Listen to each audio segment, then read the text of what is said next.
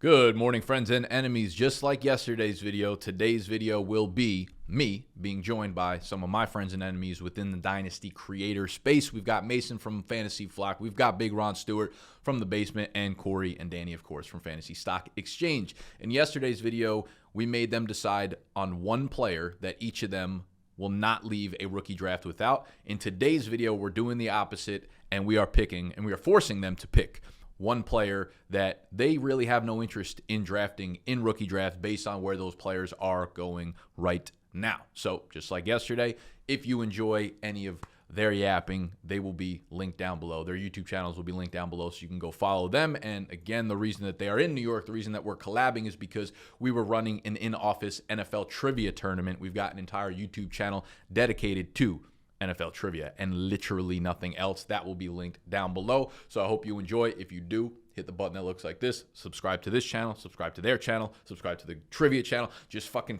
click everywhere. Put the D in a bunch of subscribes. All right, Ron's back, joining us on the orange couch. He gets his first crack at the players that he does not like as well. We did this version of the video last week or earlier this week of players we're trying to leave every rookie draft with. This time around, we're flipping the script a little bit here. And we're talking about dudes that, you know, there's a consensus hype building around a specific player, whether they're first, second, or just, you know, general feel for the hype. Like, you know that this rookie's starting to move up draft boards, and you can just kind of sense that with the NFL draft, you know, coming very, very soon, people are going to be falling all over themselves. So, again, you get the first pick. Tell me about a guy that everybody likes that you do not, Ron. We're going to talk about Caleb Johnson. Everybody loves him. Like, I've seen him ranked, like, right next to Marion Hampton, ahead of the Ohio State guys.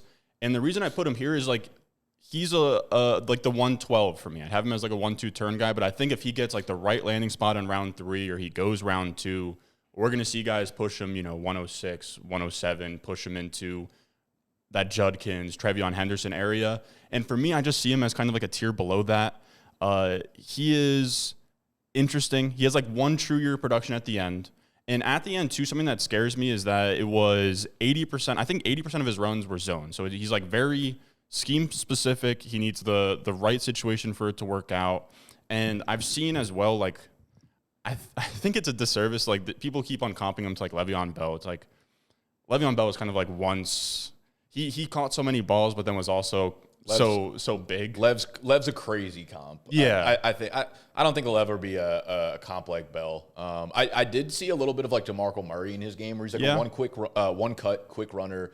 Definitely has power. Definitely can play 3 downs. I've heard the zone argument come up multiple times, and Gut has brought it up. And Gut's a dude who watches film pretty relentlessly because he's former college player. So that's like kind of how he attacks his dynasty rankings, and he has major concerns about Caleb Johnson for that reason too. I was talking to Gut last time I was here. It was very. I subscribe. Like, I'll give Gut a shout out here. Like, I enjoy seeing like a former running back break down the tape. I love I'm blanking on like the QB school. He breaks down the quarterback tape. If you've ever seen him, but yeah, he just seems like very scheme dependent, which is scary to me.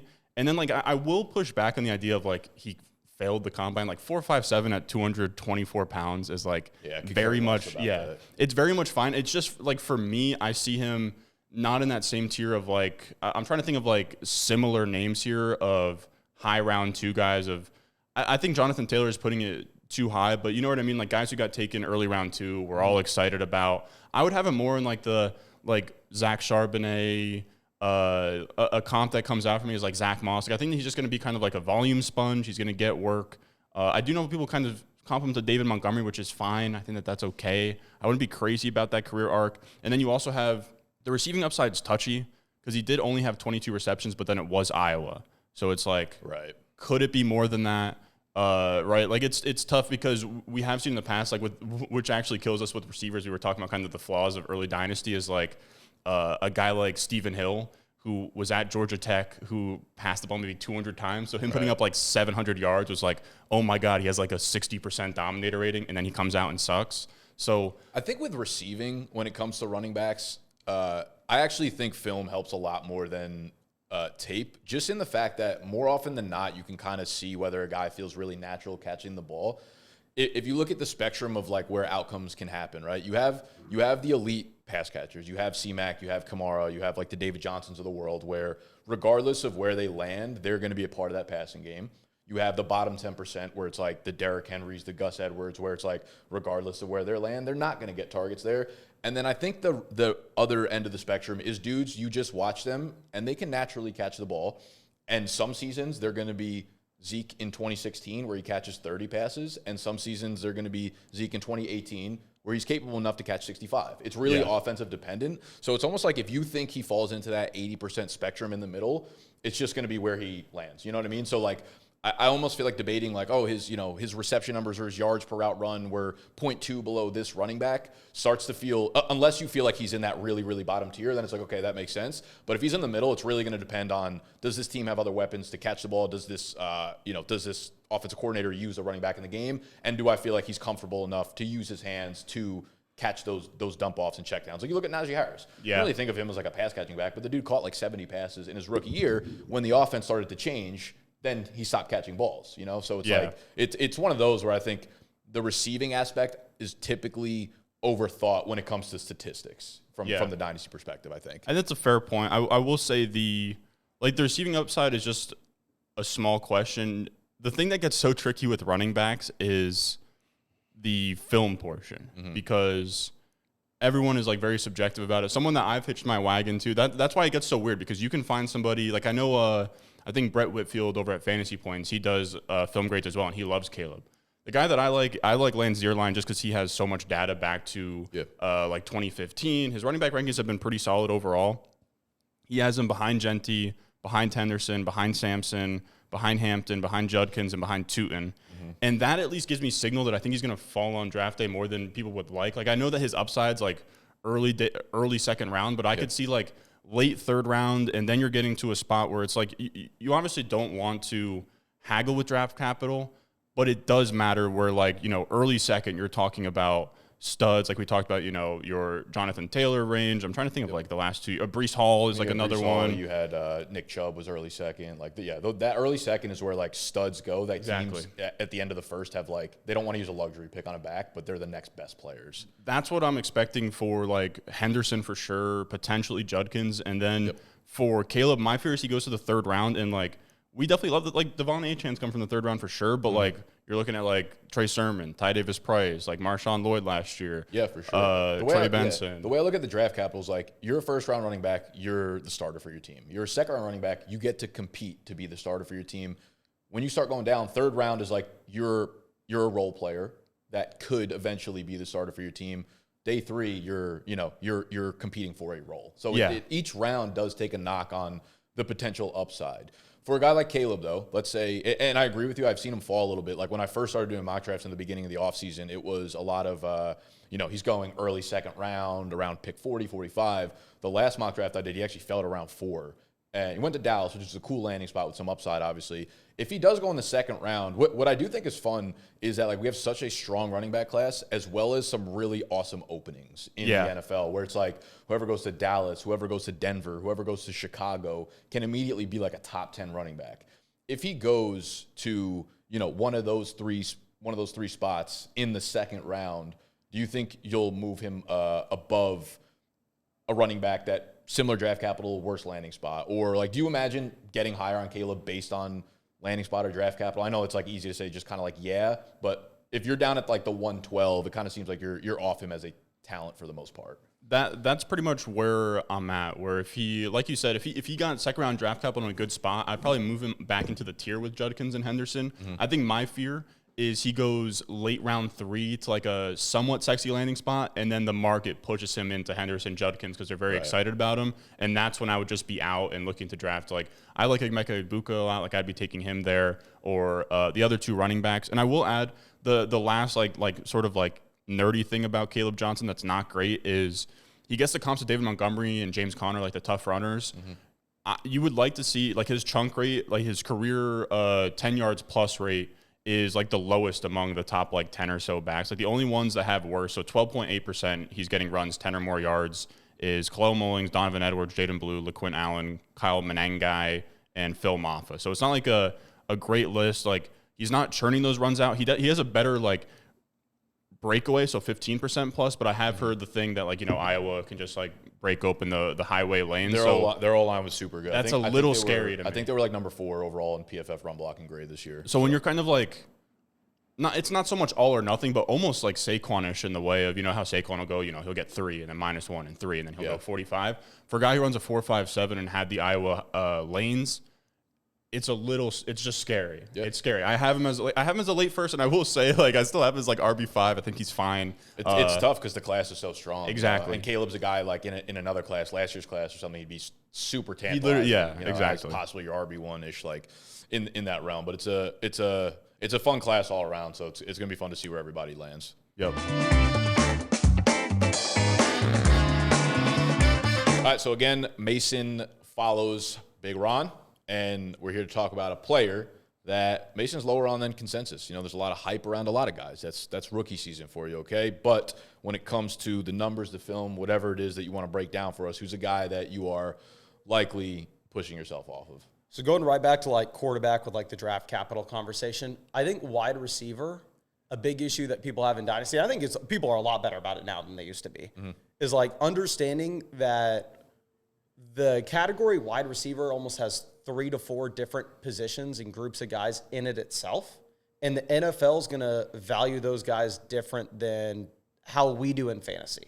Like, example is Milroe St. Brown falls to round 4. Probably shouldn't have fallen that far, but at the same time, that prototype of wide receiver is way more valuable in fantasy than he is real life. Right. The flip side of that is I think Matthew Golden's a good example of a player that can have a positive impact on an NFL team and be a good NFL pick, while at the same time not move the needle in fantasy by not drawing volume. So, like, where Golden is at this point, where a lot of people are pushing him as he's probably the number 1 wide receiver in the NFL draft. It's close. Yeah, him and Ted are definitely back and back. Exactly. I think I wouldn't rank him maybe inside my top 3 wide receivers in Dynasty in this. And especially if you look at pretty much any advanced metric that you want to see from a production side of things, whether it's his yards per route run, his targets per route run, his target share in his offense, everything screams somebody that should not be a round 1 pick in Dynasty. And, of course, the argument is, well, Quinn Ewers was a bum. Not going to say he wasn't, but I do think that give us some, like, insider info here. You're wearing a Texas hat. Do you watch most of the games throughout the year? So I watch most of the games for Texas in particular, not most college football games. Right.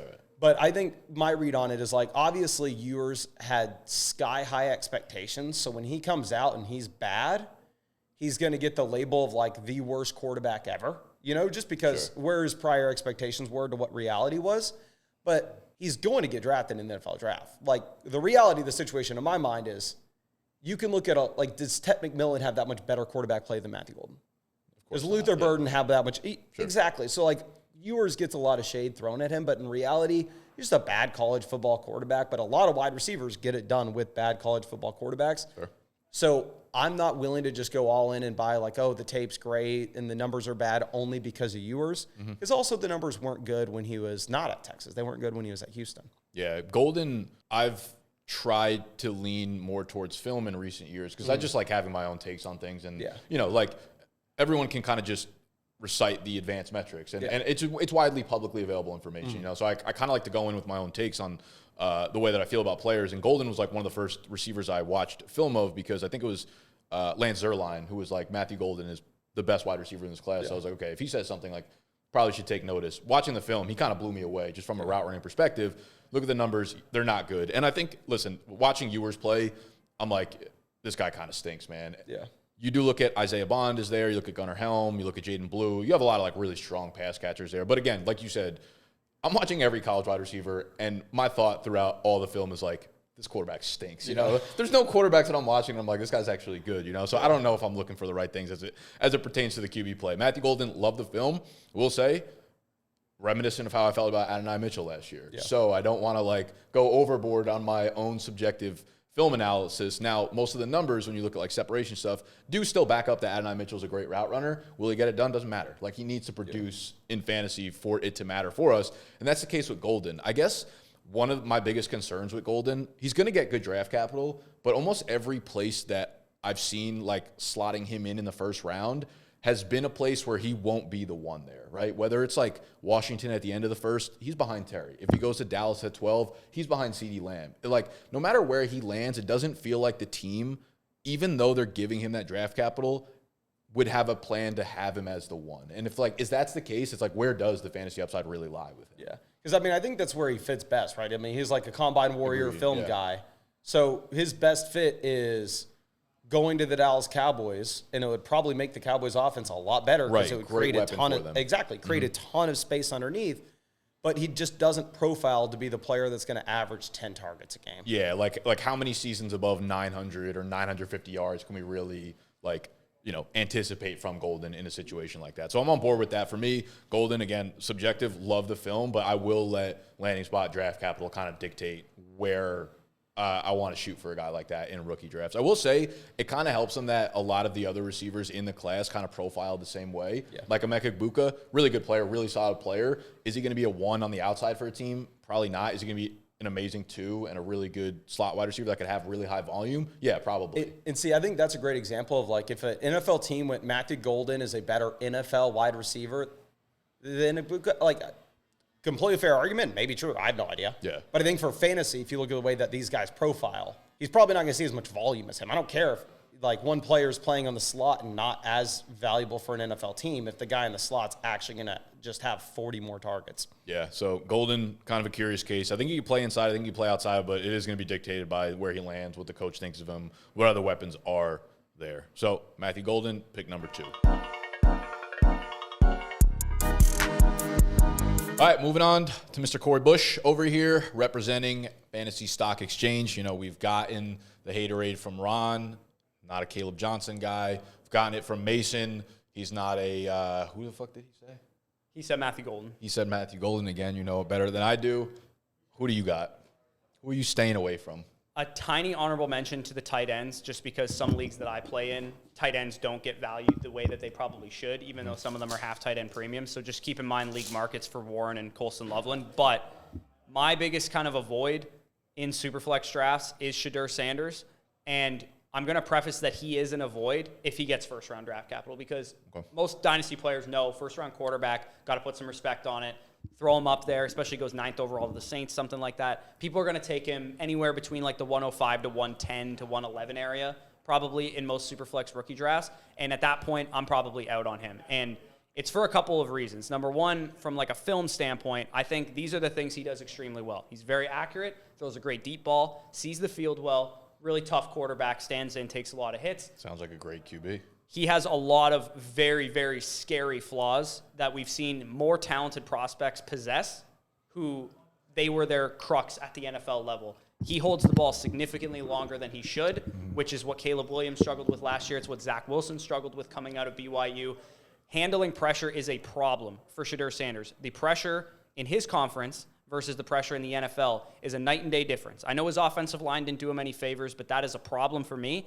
And when you think about kind of like the range of outcomes for a guy that has, I would say like a B- arm, it's probably not one of the best 10 to 15, probably not even best 20 arms of any starting quarterback in the NFL once he gets drafted.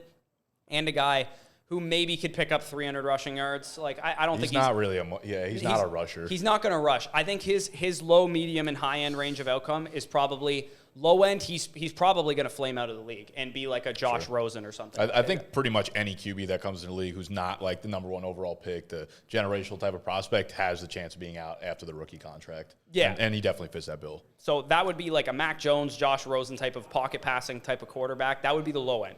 Median end, I could see him being anywhere between like a Geno Smith type and maybe on the high end getting to like Jared Goff if he's absolutely goated above the shoulders, and that's what it would take for me. And maybe he's just got his dad's genes and he works harder than everyone and all that kind of stuff. That's like one of the reasons I don't want to fade him. It's just like, but he's like Deion's son, Like something might just like pop for him. That's like one of my actual scariest debates with him. 90% of CJ Stroud is the absolute ceiling to me. That is the absolute, because what Stroud did coming out of Ohio State the best was he dotted you up. If you gave him time, he dotted you up. He was accurate. He could fit it into windows. He didn't have any fear inside the pocket. And it's not that Shedeur Sanders has fear and that's why he's escaping. He just thinks he's a better athlete than he is, honestly. Yeah, I'd agree with that. Yeah, Shedeur, I go back and forth on it. He's not someone that I'm like overly obsessed with. I've put less and less stock into myself watching quarterback film because I just think like the whole industry is pretty bad at it, as well as like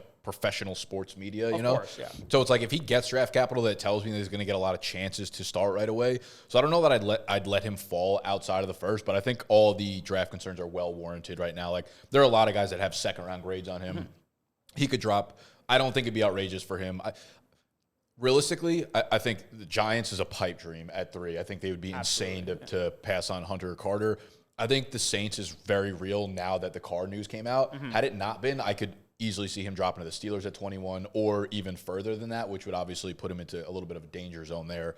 Shedeur, yeah, I mean, the only thing that really gets me excited is that he's Deion's son. If he wasn't Deion's son and there wasn't so much hype around him throughout the last couple of years with Travis Hunter, who obviously elevates his game dramatically, so Sanders is a very, very tough guy to like, really pin down about how you feel about him. Absolutely, yeah. And Teddy Bridgewater was the other median guy. I was thinking Geno Smith, Teddy Bridgewater, kind of those guys. Geno, early second-round quarterback. Teddy Bridgewater, back very last pick of the first round. I think that's the range that he would go.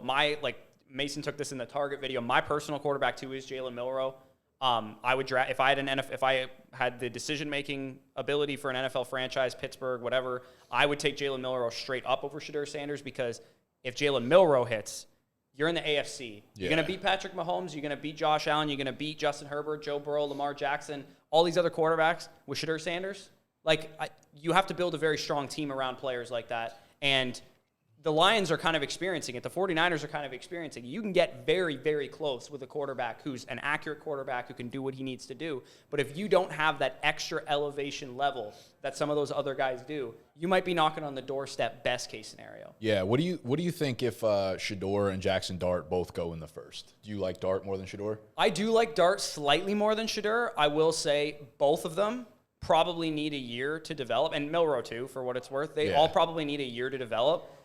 Dart, I could see somewhat in the like J.J. McCarthy-ish realm from last year, where you give him a year to develop. He's got to just like learn an NFL scheme. Like that's going to be a big mental hurdle for him, because the scheme he played in is like you have to like dig for actual NFL reps and NFL throws. And for what it's worth, you have to do that with Shedeur too. You have to do that for a lot of scouting tape is tough because every school plays their own specific way of ball, and some of it's NFL related, some of it's just spread, some of it is, just things that you're not going to see at the next level. There are a lot of receivers that don't see like press or man coverage, so you're like, fuck, I don't really know, if he's capable of handling that kind of stuff. So it is a little bit all over, and that's why we say like take the film with a grain of salt. It's all our like personal bias kind of in that you might have watched 3 different games than I watched. We might have different outcomes in that sense, Yeah. The last thing I would say on Shedeur is he played in a spread offense, throwing a lot of short passes to 4 receivers who will be at least on NFL practice squads next year. Like Hunter, obviously, superstar receiver. But then you also have Will Shepard, Jimmy Horn, and LeJontay Wester, who are probably going to be at least UDFA's priority, if not maybe late day 3 picks. And that is actually quite a bit of talent to have around a young quarterback at the college level playing against in that conference, subpar defenses at Colorado there. So bringing this and kind of wrapping this all the way back around to like Dynasty Superflex drafts, if he is 108 to 112 kind of range, meaning that he got first-round draft capital, because if he goes in the second round, he probably won't be until the mid-second round, probably a rookie draft, I would fade him. I would let your league mates draft him. If you need a quarterback and you're like, I want to draft him because I need a quarterback, you're probably better off trading for Tua Tagovailoa, Bryce Young, Michael Penix, somebody like that in that range of the 108 to 112, or go up a little bit further, try and get Cam Ward, maybe go back a little bit further, grab a Milroe or a Dart. I frankly can't pass on. I mean, Judkins, some of the hate that he gets, like they might be going in a similar area. Yeah, I mean that's the decision you're gonna have to make. It's like Shedeur gets that first round capital. It's like, do I want Judkins? Do I want Emeka Egbuka? Do I want those types of guys? And it's like if you're looking for stability, those types of prospects are how you build a successful dynasty team. You could always obviously shoot for the ceiling and say like he's a quarterback, like he's my guy, and people are desperate in Superflex league, so I don't necessarily blame them, but it feels like there's a lot more certainty around the prospects of the back first, early second this year. All right, well, there you have it. Corey, thank you, sir.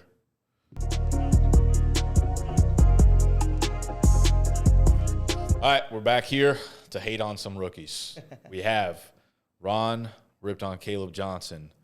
Mason hated Matthew Golden. Corey couldn't stand Shedeur Sanders. Danny, I know you're a nice guy. You're from Canada. I'm going to ask you to be a little negative.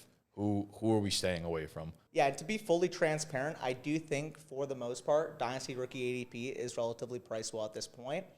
My one biggest gripe just specifically has to do at a position, because I see for the most part across the industry, across ADP, Tyler Warren's only already being treated mostly a half round ahead of Colson Loveland. I believe on KTC, he is treated as the 107. Colson Loveland was the 112, if I'm not mistaken. And that's just my personal gripe. I do prefer Colson Loveland. Colson Loveland, younger prospect. Colson Loveland, I feel like kind of gets a stigma because of how bad the Michigan passing game was this past year. I believe Michigan's passing game with Davis Warren, with Alex Orji, with the rotating room that they had going on offense, I believe they had the 121st ranked offense out of 129. Alex Orji, friend of the show. He's actually a huge trivia fan. Alex Orji? Always in the DMs, yeah. Shout out Alex Orji. Go. Big athlete. Just get Loveland the ball more. Yeah. You know? Yeah, that's basically what it comes down to for me. I like Tyler Warren. I think if he falls to the late first, that's when I'd consider him. But the sentiment that I get even in our fantasy stock exchange comments is, I have the 104. Should I take Tyler Warren there? I have the 105. Should I take Tyler Warren there? For me, once you get past the mid-first round range for Tyler Warren, that's when I think the opportunity cost is too high, especially considering just how cheap, like I said, Colson Loveland is. Tyler Warren, don't get me wrong, very, very productive this past season. However, he is a one-season breakout. He is significantly older than Colson Loveland is. And I do think when you contextualize the fact that Colson Loveland, in games that he did not suit up this year, the Michigan offense averaged 56 passing yards per game. It's just more so for me the opportunity cost of having to spend more capital on Warren when I do prefer Loveland. Okay, fair. Yeah, I really like Warren. I have Warren ranked above Loveland. I don't have a problem with Loveland, though. I think when it comes to draft capital, I think he's going to drop a little bit, Loveland. You know, I think Warren will probably get like top 10, could be 7, could be 12, whatever. And I think Loveland might drop to that area of, you know, in the late teens, maybe in the 20s. And a lot of times we see guys there kind of take a bit to progress. You know, you have the receiving backs, like whether it's Kincaid, Ingram, Njoku, Andrew's third, but they took Hayden Hurst or something. Hayden Hurst, yeah, yeah. whatever. But you see a lot of these guys that are like very, very athletic, pass-catching prowess tight ends that take a minute to develop. And I think he certainly suits himself towards like a weapon type of offense. I think if he goes to somewhere like the Chargers, that's awesome. That would be really, really fun. If he goes to the Broncos, would love that too. They did just sign Evan Ingram though, so it's like a little bit difficult to see what his role would be off the rip. I like Warren a little bit more just because I think he brings a little bit more versatility, which I think, you know, makes him a pretty good bet to stay on the field for all 3 downs. Could use him on the goal line, very, very like, you know, all over the place. But yeah, Loveland, I mean, this is a draft where if you need a tight end and you have late first capital, you'll probably be able to get one of those guys and walk away pretty happy. For sure. It's just more so when I'm looking at, again, the 107 valuation, and like I said, people kind of considering the 104, 105, 106 in terms of the questions that I'm getting. It's more so just preferring the running backs in that range, for example. Mm-hmm. I still really do like a guy like Luther Burden in that range. And like I said, if I do slightly prefer Loveland, the way I kind of look at Warren versus Loveland, obviously Warren's got that size, he's got that physical nature, better after the catch. I view Loveland more so being that classic route runner, separator, operating over that middle of the field. It's really a preferential thing. Again, they graded within a point for me, so the fact of the matter is if you do prefer Warren over Loveland, I don't necessarily view it as a crazy take. I don't necessarily view it as the wrong take, but I also view it as the fact that because there's a 5-pick discrepancy right now, I'd rather just trade down, get a little bit of capital, take Loveland later on. Yep, I hear that. Yeah. All right, well, you hate Tyler Warren. There you have it. Appreciate it. All right, well, there you have it. That is Mason, Ron, Corey, Danny for you. Give them a little clap. Thank you, boys, for joining the channel. And if you enjoyed what they were talking about, of course, again, go subscribe to their channel. And I will see you in a couple days for the NFL Draft. Smoochies.